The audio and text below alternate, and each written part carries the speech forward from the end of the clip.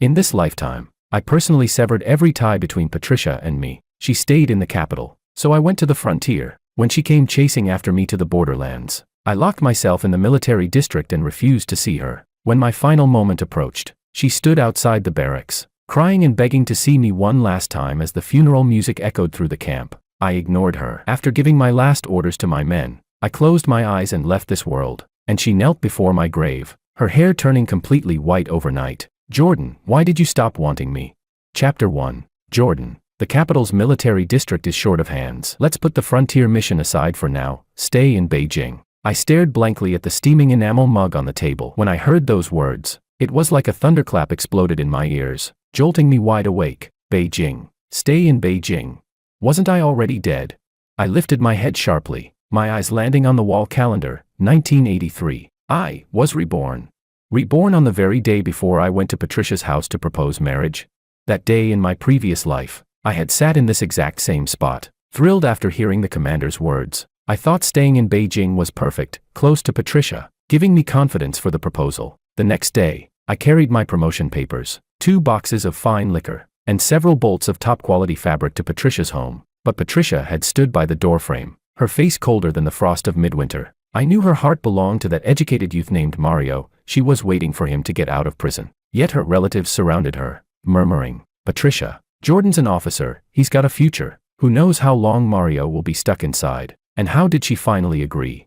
I remember she sighed, didn't even lift her eyelids, and said softly, I was overjoyed at the time, thinking that one tiny weighed more than gold. After marriage, I treated her like a treasure. If she wanted the sweet rice cakes from the south of the city, I would ride there at midnight to buy them. If she thought the curtains looked dull, I replaced them the very next day. And her heart was sealed behind ice, always cold and distant toward me. When Mario was released, she began visiting him often. Once, I came back from patrol and saw her holding our daughter, waiting at the alley entrance near Mario's house. When our daughter was 5, she pointed at a wooden toy gun Mario had given her and said, "Daddy, Uncle said once he saves enough money, he'll take us to the south." By then, I was gravely ill, and the hospital had issued a critical notice. Half conscious one day, I overheard Patricia speaking on the phone in the corridor, her voice low but clear. "Once Jordan's death compensation comes through, we'll have the wedding and give the child a proper name." What a cruel joke. Her husband wasn't even dead yet,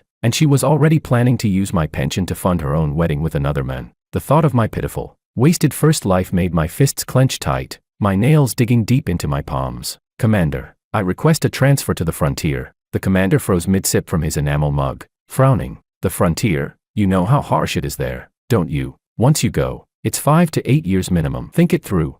He paused, perhaps remembering the proposal, and added, "Besides, aren't you supposed to go to Patricia's house tomorrow?" "No need." I cut him off firmly. "The proposal's off. The marriage is off." The commander slammed his mug down on the table and stood up. "What's going on with you? Yesterday you were rushing me for the recommendation letter, and now you've changed your mind. Did you two have a fight?"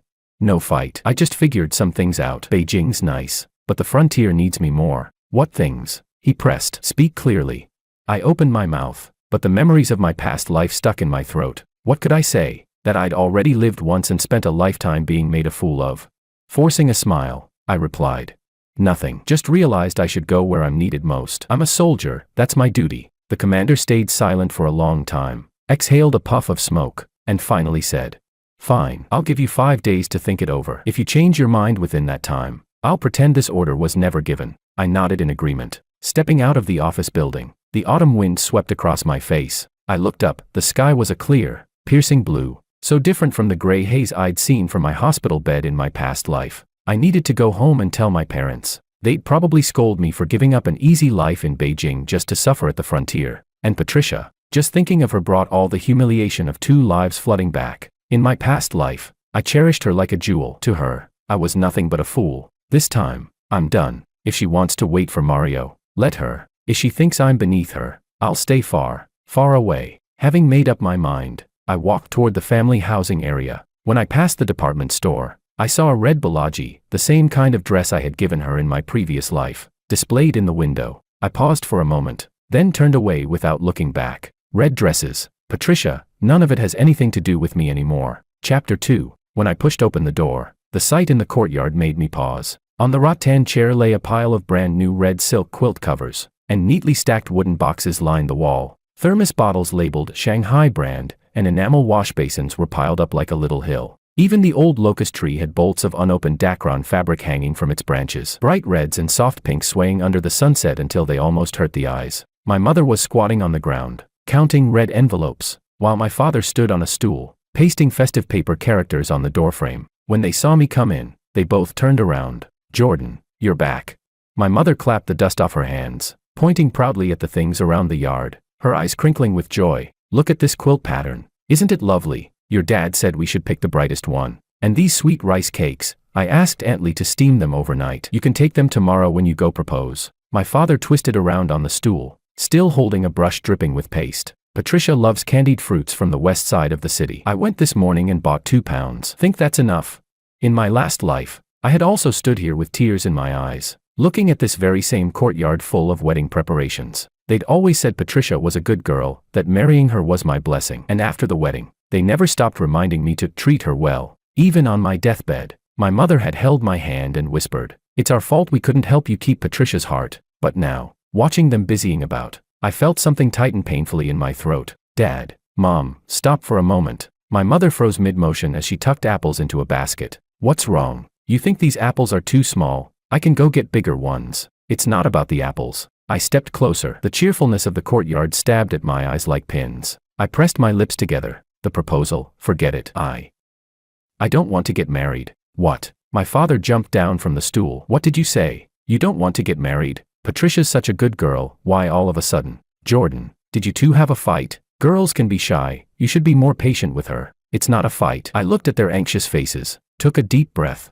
and spoke the truth. "She doesn't like me. She never did." Just then, the sound of a bicycle bell rang from outside the gate. I turned my head. Patricia was standing there, pushing her bike. She was wearing a light blue Dacron blouse, a little sweat on her forehead. A bamboo basket hung from her handlebars, holding something wrapped in lotus leaves. "Uncle, Auntie," she greeted with a polite smile. When her eyes swept over all the betrothal gifts spread across the courtyard, her brows furrowed ever so slightly, a tiny flicker that my mother caught at once, her cheerful smile faltering. "See, I wasn't lying." Patricia had always rejected my affection, no matter how sincere. But Patricia quickly composed herself and handed over the basket. "My mom asked me to bring you some freshly steamed buns." I didn't answer. Instead, I walked straight up to her. "Patricia, let me ask you something." She looked up at me, puzzled, waiting for what I'd say next. "Do you like me? Do you really want to marry me?"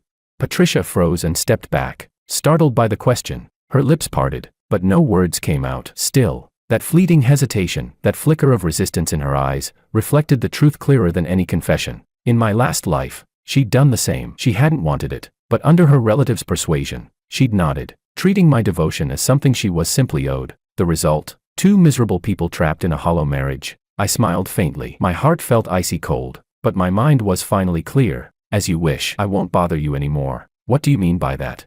Patricia frowned, her tone wary, as if she thought I was setting some kind of trap. I turned to my parents, who stood there stunned, disbelief all over their faces. "Nothing," I said flatly. "Just what it sounds like." Patricia stared at me for a few seconds. Perhaps she thought I was being absurd, or maybe she just didn't care enough to argue. She forced a small smile at my parents. "Uncle, Auntie, I'll get going then." Then she pushed her bicycle away, leaving without a single glance back. The sound of her bike bell faded into the distance, leaving behind only me, my parents, and a courtyard full of bright red wedding gifts, glaringly festive, heartbreakingly ironic. My mother was the first to react. She grabbed my hand. "Jordan, what's going on?" "Patricia, Mom." I looked at her, swallowing down all the pain of my past life and the determination of this one, and simply said, "Let it go. I'm not marrying her." My father crouched down and picked up the paste brush from the ground. Silent for a long time, the courtyard fell quiet, save for the rustle of fabric in the wind, like a sigh echoing my heart.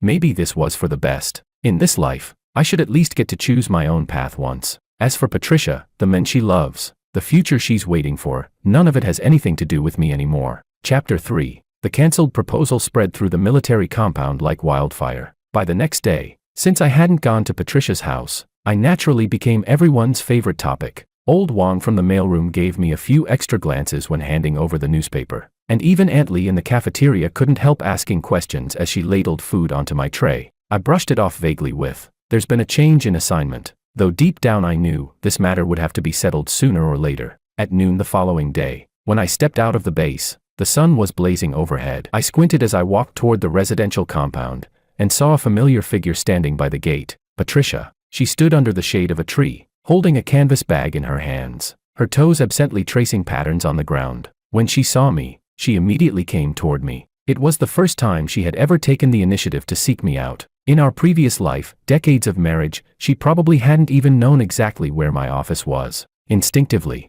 I wanted to pretend I hadn't seen her, but her voice stopped me. Jordan. I halted and turned around, my expression flat. What is it? She came up to me, a faint sheen of sweat glistening on her forehead, her voice carrying a rare sense of urgency. Yesterday, why didn't you come to my house for the proposal? I froze for a moment, then almost laughed at how absurd it was. Just 2 days ago, in my parents' courtyard, she'd been silent and evasive, her resistance written all over her face, and now she had the nerve to ask me this. Patricia, did you forget what I said yesterday? You don't like me, so I ended it. When did I ever say I didn't like you? She raised her voice, her cheeks flushing. I never said I refused. No, you didn't say it, but the way you frowned, your silence, that look in your eyes, even my parents could see what it meant. I know exactly who you're waiting for. I used to be stupid enough to think I could change your heart, but thinking about it now, forcing a fruit to ripen before its time only makes it bitter. You don't have to feel guilty. I won't force anything. From now on, we'll go our separate ways. That's best for both of us. I thought those words were giving both of us a dignified ending. After all, in my previous life, she had never openly rejected me. She simply stayed silent and let me walk willingly into a dead end. But before I could take a step away, she suddenly grabbed the sleeve of my military uniform. You can't do this. Her voice trembled slightly, all her usual calm and pride gone. Everyone in the compound knows you were supposed to propose. Now you suddenly don't show up. What will people think of me? They'll think there's something wrong with me. Her fingers tightened around the fabric, crumpling it in her grasp. I looked at her reddened eyes, but in my mind, I saw another image. Patricia. Years later, waiting at the alley corner with our daughter to meet Mario after his release. Her expression unbothered when the neighbors saw them together. And then her planning to use my death compensation to hold her wedding with another man, never once caring about saving face. So why now, when it came to me, did she suddenly care what others might say?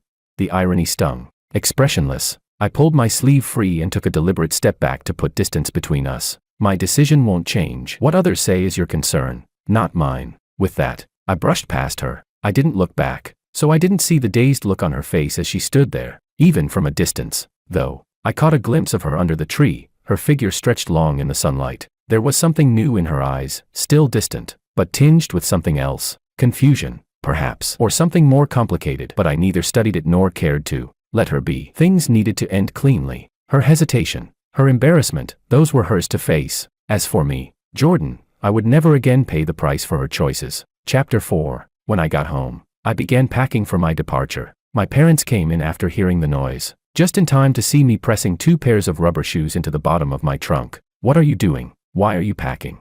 Without pausing, I wrapped my enamel mug in an old newspaper and tucked it inside. I've applied for a frontier posting in Xinjiang. Where? Xinjiang. My father's teacup almost slipped from his hand. Didn't you say you were staying in Beijing? Why are you suddenly going so far away?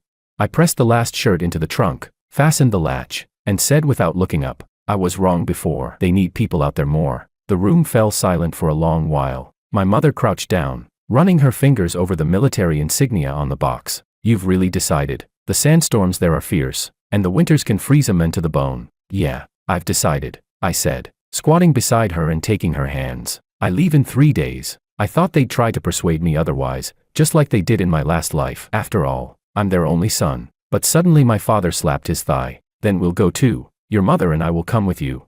I was stunned. Go with me. But the conditions there are harsh. You too. Harsh? What's harsh about it? My mother stood up, eyes bright with resolve. Your father's always talking about how he used to serve on the frontier when he was young. I've always wanted to see what the Gobi Desert looks like. Perfect timing. We'll treat it like retirement out there. They looked at each other and, to my disbelief, actually started planning it out. Bring the thick quilt. Find your dad's fur hat. Let's buy a couple of cans of fruit preserves for the road. Watching them bustle about, I opened my mouth to protest, then swallowed the words back down. Maybe leaving this place would be a new beginning for all of us. Just as we were almost done packing, the sound of a bicycle bell came from outside the courtyard gate. I opened the door. Patricia stood there, her forehead beaded with sweat. She'd clearly come in a hurry. Jordan, Before she could finish, my mother called from inside. Jordan, find your father's wool socks. He'll need them in Xinjiang. Patricia froze, eyes widening. Xinjiang.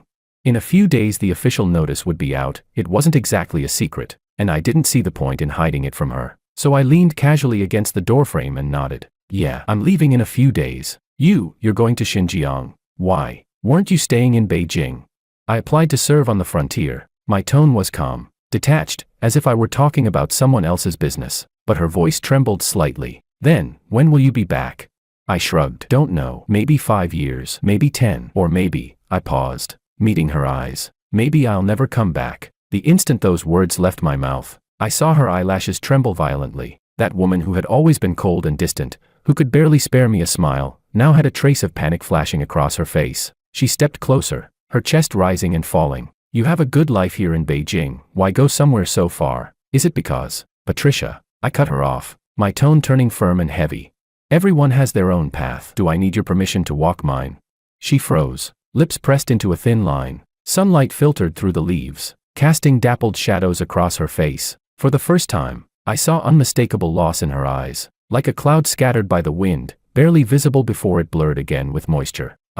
She opened her mouth as if to say something, but swallowed it instead. Inside, my parents were still bustling, the sound of shifting trunks echoing through the small house. I didn't want to drag this out any longer. Stepping aside, I motioned toward the gate. If there's nothing else, please go. I still have packing to do. It was the first time I'd ever dismissed her. In my past life, no matter how coldly she treated me, I had always run to her, afraid she might be hurt, desperate to please her. But now, watching her stand there with emotions I couldn't read in her eyes, all I felt was calm. Patricia stood there for a while, then finally turned and walked away, pushing her bicycle slowly. Her figure looked fragile in the sunlight. Her steps no longer hurried. Maybe I should have followed her, asked her what that look in her eyes really meant. But standing there, I realized I was tired. I no longer wanted to guess, no longer wanted to care. It seemed I really didn't love Patricia anymore. Chapter 05. In the following 2 days, the military district granted me a few days off to pack my things. Unexpectedly, the person I ended up seeing the most was Patricia.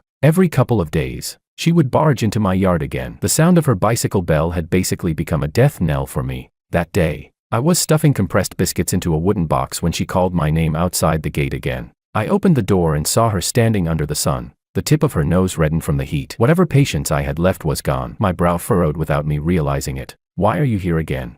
She froze at my expression, like she'd been pricked by a needle. The next second, her eyes reddened, tears glimmering on her lashes. Jordan, you never used to look at me like that. Her voice trembled, tinged with grievance. In my previous life, whenever she cried, my heart would instantly melt into a puddle. But now, all I felt was a throbbing ache at my temples. Leaning against the doorframe, I looked into her reddened eyes and suddenly realized there were things that needed to be made clear once and for all. Some tangled feelings needed to be cut off completely. I sighed and led her to the shade under a tree. Patricia, you said it yourself, that was before. Back then, I liked you. I really liked you. I chased after you with all my heart, dreaming every night about making you my wife. But I'm not a fool. I could tell whether you had feelings for me or not. You were thinking about Mario. Whatever kindness you showed me was just perfunctory. Even if I kept clinging to you, could that have ended well? In my past life, I stopped short, swallowing back the words, in my past life, and concluded instead, anyway, I've figured it out. Keeping my distance from you is better, for both of us. From now on, go live the life you want. Go after Mario. Or anyone else if you like. It has nothing to do with me anymore. I won't appear in your life again. I thought I'd spoken with all the decency and finality a man could offer. Even if she didn't thank me, she should at least feel relieved. But instead, she burst into tears, not a quiet sob, but shaking shoulders and ragged breaths. She wiped her tears, her voice choked and trembling, as if I'd wronged her terribly. I'm not as cold as you think. I do have feelings for you. Her words hit my heart like a pebble, but they didn't cause a single ripple. I stared at her tear-streaked face, stunned, but inside, I felt nothing but emptiness. She loves me. When she and Mario discussed using my death compensation money for their wedding in my previous life, where was that love?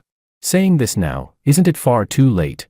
I exhaled slowly, weariness creeping into my voice. Forget it. Don't say anything more. I'm not lying.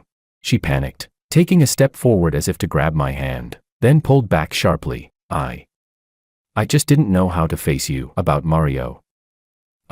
She stumbled over her words, her eyes red like ripe peaches, but as I looked at her, all I could see was the memory of her voice from that hospital bed in my past life, her calm tone when she heard I was dying, her figure standing outside Mario's house with her daughter in her arms. Rebirth hadn't made me numb. It had simply burned away all my love. Those days of heartbreak she gave me were like scars carved into my bones. The pain had faded, but the shape remained. I understand, I said quietly, but it's too late. Patricia's sobs stopped abruptly. She stared at me with swollen eyes, as if she couldn't comprehend my words. I looked her straight in the eyes and said, one word at a time. I'm going to Xinjiang. I might never come back. Whether you have feelings for me or not, it doesn't matter anymore. The yard fell silent, broken only by her muffled sobs. I didn't look at her again. I turned, went back inside, and closed the door. Outside, her crying came in soft, broken waves, like a thin needle, pricking lightly, but never piercing the heart. Leaning against the door, I looked at my packed luggage and felt an unfamiliar sense of relief. She had finally admitted she had feelings for me, just as I was ready to leave her behind forever. Thankfully, I wasn't swayed this time. Her tears, her love, let them all stay behind, carried away by the wind of Beijing. Chapter 06. The day I departed, the people from the military compound crowded the road to see me off. With my duffel bag slung over my shoulder, I shook hands with everyone one by one, while my parents stood by the truck, helping tie down my luggage. Sunlight spilled over the gray at their temples, and a warmth spread through my chest. The truck engine sputtered to life with a deep put-put sound. As I waved through the window toward the crowd, I suddenly caught sight of a staggering figure in the rearview mirror. Patricia, running along the roadside, hair tangled wildly in the wind, chasing after the truck. I frowned and knocked on the partition behind the driver. Could you stop for a second? Jumping off the step, I landed on the gravel just as Patricia caught up, bracing her hands on her knees, gasping for breath. When she lifted her head, her eyes were red as a rabbit's, tears falling one after another, soaking the fabric over her chest. Jordan. She couldn't get out a full sentence, but she gripped my sleeve tightly, fingers trembling. Could you not go? The wind from the distant Gobi carried traces of sand, a prelude to the storms that awaited me. I looked at her tear-streaked face, and inside, I was calm, utterly, completely calm. In my past life, I had imagined this scene countless times, her running after me, begging me to stay, but now that it was real, those imagined pictures seemed faded and meaningless. I regret it, she choked out between sobs. Every time I think I'll never see you again, I get so scared. I don't want to lose you. Let's get married, Jordan, right now. I'll go with you to Xinjiang. I'll do whatever you say. Her voice trembled with desperation, almost a plea. That single word, marry, was one I had longed to hear across 2 lifetimes. But now, it only sounded bitterly ironic. Gently, I pulled my sleeve free from her grip. The fabric was still warm from her palm, but it couldn't warm my heart. Patricia, I said quietly, don't try anymore. It's too late. She snapped her head up, eyes wide in shock and disbelief. What do you mean, too late? I'm telling you I love you, that I want to marry you. How is that too late? Because I don't need it anymore. I stepped back half a pace. The truck engine still thumped rhythmically, like a drum urging me onward. I'm going to Xinjiang, I said. That's where I'm meant to be. I'll go with you. I can learn to cook, to sew. I can take care of you. And your parents too. No. I cut her off and turned toward the truck. Stay in Beijing. Find someone you truly love, and live the life you actually want. I didn't look back. I climbed into the truck. My parents glanced at me anxiously, but I shook my head. I'm fine. The engine roared again, the tires crunching over gravel, the sound rough and final. Through the window, I saw Patricia still standing where I'd left her. The wind whipped at her clothes, making her look like a faded flag. Her mouth moved, shouting something I couldn't hear, swallowed up by the noise of the engine and the wind. The truck sped up. Her figure grew smaller and smaller, until it became a blurry dot on the horizon, and then vanished, swallowed by the dust. When we reached the core station in Xinjiang, the Gobi wind cut across my face like blades. Life there was simple and relentless: training, patrols, reclaiming wasteland. Sweat dripped onto the sand, drying before it even hit the ground. Every so often, the communications clerk would come by with a stack of letters. More than once, I saw Patricia's name among them, her neat handwriting, the postmark stamped with Beijing's date. She wrote about little things in the compound, her new job, how the seasons were changing, and she'd always ask at the end, "When will you write back?"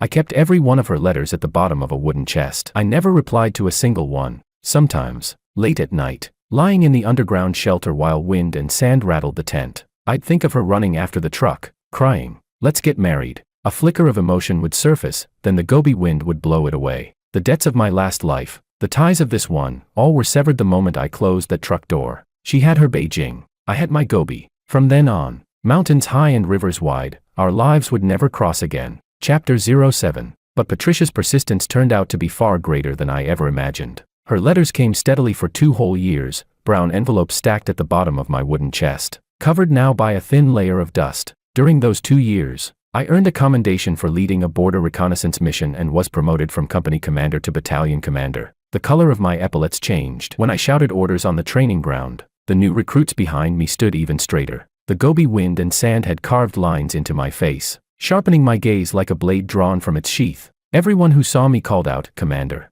and no one remembered the young fool who once chased after a girl in Beijing. Then, one afternoon, the communications clerk came running into my office. "Commander, there's a young lady at the gate asking for you. She says she came from Beijing." The red and blue pencil in my hand paused midair, the tip stabbing a small hole into the military map. There was no need to ask. Who else but Patricia would travel thousands of miles from Beijing to this godforsaken Gobi desert? A cold smile tugged at my lips. I could still remember vividly how, in my previous life, she had left me standing in the snow while she went off to see Mario, and now she was the one waiting for me. Without lifting my head, I continued marking coordinates on the map. "Tell her to leave." The clerk hesitated, looking uncomfortable. "But she said she must see you. She's been standing out there for 2 hours already." "In this heat," I said. I repeated, voice low and firm. "Tell her to leave." The pencil lead snapped against the paper with a sharp crack. The clerk understood better than to ask again and hurried off. I didn't know what happened afterward, only that when I returned to the officers' quarters that evening, even my mother had heard. When she saw me come in, she hesitated, words on the tip of her tongue. "Jordan," the staff downstairs said, "there's a girl who's been waiting for you outside the battalion gate all afternoon." I gave a short reply and reached for my keys. "She came all the way from Beijing. Maybe something urgent. Why don't you go talk to her?" "No." I hung my cap on the wall hook, my voice steady and indifferent. "There's nothing left for us to say. In my past life, she had made me wait 3 hours in the freezing cold outside her apartment, saying, 'Mario just got out of prison. I need to see him.' She'd left me burning with fever, clutching a child, saying, 'Mario wants to talk about something.' Now she stood waiting for me under the desert sun for a few hours. What was that in comparison? I figured she wouldn't last long under the Gobi's harshness, a few days at most, and she'd slink back to Beijing. But 3 days later, the communications clerk reported again. "Commander, that lady rented a mud-brick house near headquarters. She says she's planning to settle here." I froze mid-task, gripping the tiny model soldier I'd been using for tactical simulation. Settle here? What the hell was she trying to do? Dig her heels in for a standoff? At that time, the regiment happened to be forming a tactical research unit, recruiting personnel for behind-the-scenes work. I barely hesitated before submitting my application. From the training field to the research office, from a frontline commander to a background strategist, I buried myself in endless military documents, poring over maps and data every day. I hardly even went back to the quarters anymore. The research office was on the top floor of the building, its windows facing the vast Gobi. If I lifted my eyes, I could see the snow mountains in the distance. I deliberately left the curtains half-drawn, enough sunlight to fall across the open files, but also enough to block out whatever gaze might exist from below. One night, I worked late and went downstairs to fetch some water. As I passed the entrance, I caught sight of a figure crouched by the wall under the corridor light. In the moonlight, the silhouette clutched a cloth bundle, shoulders trembling ever so slightly. I didn't know how long she had been waiting. It was Patricia. Hearing my footsteps, she lifted her head. Her face was red from the cold, her eyelashes tipped with frost. When she saw my shadow stretching halfway across the ground, her eyes lit up. She struggled to her feet. "Jordan." But I didn't stop walking. I went right past her without a word, not even granting her the chance for a greeting. The door of the boiler room slammed shut behind me, cutting off whatever words she had been about to say. Back in the research office, I leaned against the radiator. My heart was utterly still. No waves, no anger, no pity, only a quiet calm, like dust finally settling. What she owed me in the last life, I no longer wished to calculate, but that didn't mean I would ever allow her to come close again. Let her wait. Let the Gobi wind scatter her obsession. Let time grind down her unwillingness. As for me, I, Jordan, am no longer that fool whose heart would race at a single word from her. My battlefield lies upon the map, within tactical simulations, across the vast land I've sworn to defend with my life. The only place it will never be, is within Patricia's tears, nor her hesitation. Chapter 08. I pinned myself to the iron chair in the military research office, and sat there for 5 years. Patricia was like the desert grass that survived on the Gobi, appearing in front of the office building every so often. Sometimes she brought a basket of raisins she'd dried herself. Sometimes she simply stood afar, gazing quietly at my office window. The communications clerk told me she had opened a small clinic near the regiment headquarters, treating soldiers' families and herders. Over time, She became a familiar face in the endless Gobi. Once, on my way to a meeting, I passed her clinic. I saw her bandaging a herdsboy's wound. Her movements gentle, her face softened with a calmness I'd never seen before. The sunset stretched her shadow across the mud wall, blending her figure seamlessly into the vast, desolate landscape. I paused for a moment, then lowered the brim of my cap and walked quickly past. Later, a sentry mentioned that the year Mario was released from prison, someone from Beijing brought her a letter. She replied with only one line, "I'm doing fine here in Xinjiang." The pencil in my hand slipped, and a jagged line tore through the map's border. In my past life, she had counted the days to Mario's release, and when I was dying, they plotted to use my death compensation for their wedding. And now, with Mario finally free, she stayed here, in this boundless wilderness, facing a door I'd vowed never to open again.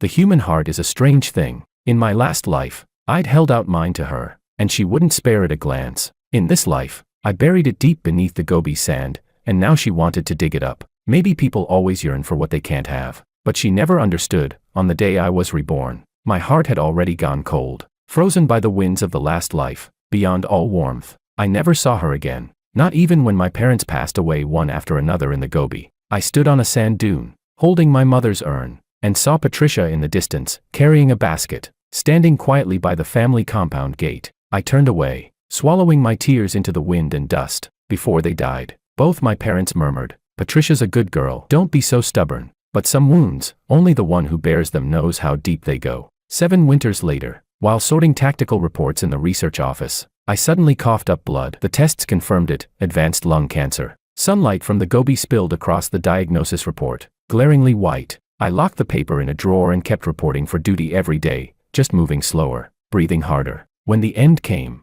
noise filled the corridor outside the military infirmary. A nurse leaned close and whispered, "Instructor Jordan, there's a MS. Patricia outside. She said she wants to. Tell her to leave." "But she," I said, "tell her to leave. I won't see her." The nurse saw my resolve and could only nod quietly. Outside, the Gobi received its first snow of the year, white, endless, silent. I stared at the cracks in the ceiling, memories flickering one by one, the red brick walls of Beijing, Patricia chasing after the truck, my parents packing luggage under the sunset, stacks upon stacks of military maps in the research room, but not her face, never her face. "Instructor, any last orders?" The new battalion commander bent close, tears glistening in his eyes. I thought for a moment, then whispered a few final notes about border defense, before the last of my strength drained away. Outside the ward, Patricia's sobs echoed endlessly, pleading for me to see her one last time. I didn't answer, not until her cries blurred into silence, like the sound of the wind I'd heard while dying in my past life. "That's enough," I murmured softly, and closed my eyes for the last time. The day of the funeral, the snow on the Gobi had yet to melt. My students stood in formation before the gravestone, their uniforms crisp, their shoulders straight. Amid the mournful music, I saw Patricia kneeling in the snow, wrapped in an old military coat, her hair disheveled by the wind. I didn't know how long it was before the crowd slowly dispersed, leaving only her still kneeling there. The wind lifted strands of her hair, and only then did I notice. Her hair was completely white, as if the snow itself had settled upon her head. "Jordan." She reached out, gently tracing the name engraved on the tombstone. Her voice was hoarse beyond recognition. Why did you stop wanting me?" Snowflakes fell on her shoulders, on her pale face, mingling with her tears until they froze into tiny crystals. From above, I watched her small, trembling figure. My heart was filled with a hollow stillness. In my last life, I had asked her countless times, "Why don't you love me?" And in this one, she had asked me again and again, "Why don't you want me?" The answer had long since been carried away by the wind of the Gobi. Some love, once missed, is missed forever. Some people, once let go, are gone for a lifetime. And I, Jordan, in this life, I finally lived for myself. Even if I left this world alone, I did not fail the uniform I wore, nor the vast land I guarded. As for her tears, her white hair, let them all be carried away, scattered into the wind and snow.